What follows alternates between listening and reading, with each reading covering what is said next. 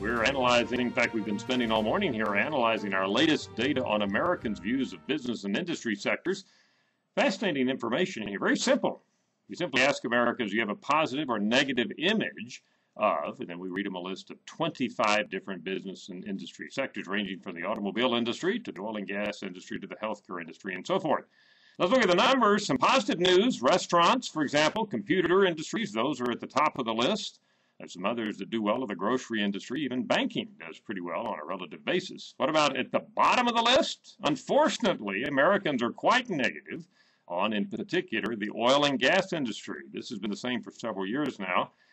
Federal government does poorly. Next to the oil and gas industry, the federal government is rated lower by the American public than any of the other industry sectors that we tested.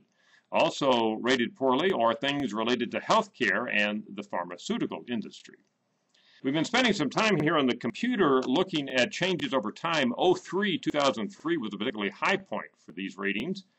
Currently, we're at a low point for many of them, so we looked at the change in the net positive ratings between 03 and 07.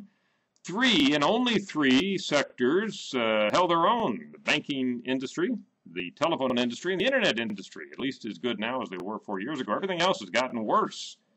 At the bottom of the list, the federal government has dropped more in terms of the public's evaluation than any of the other sectors we've tested over the last 4 years. Again, pretty depressing news for our elected representatives in Washington. Oil and gas industry is down, and also the real estate industry is down over the last 4 years. Presumably that's because the price of houses has gone down, and also Americans hear a lot about the subprime mortgage crisis and perhaps are blaming people who work in that industry.